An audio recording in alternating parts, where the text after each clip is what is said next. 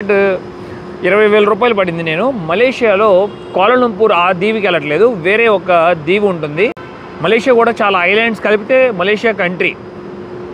Kuala Lumpur ఏమో main ల్యాండ్లో ఉంటుంది కదా. నేను కుచింగ్ అనే ప్లేస్కి వెళ్తున్నాను. ఆ కుచింగ్లో మనకి వీసా దొరుకుతుందంట.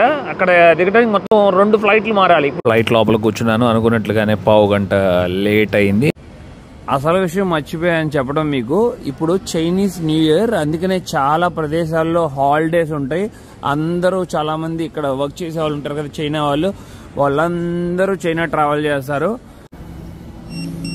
అదిగోండి బజర్ వచ్చేసింది, అంటే మన ఫుడ్ రెడీ అయిపోయిందని అక్కడికి వెళ్ళి తీసుకోవడమే. Good morning ma'am. Thank you. French fries కూడా బాగున్నాయి. లెగ్ స్పేస్ అయితే మరీ దారుణంగా ఉంది చూడండి.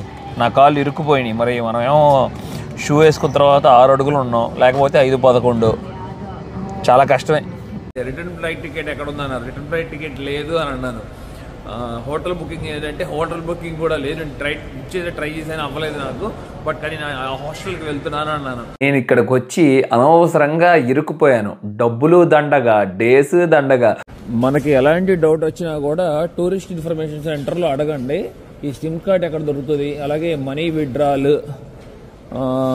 క్యాబ్ సంగతి, ఇలాంటి విషయాలు అన్నీ తెలియజేస్తారు మనకి.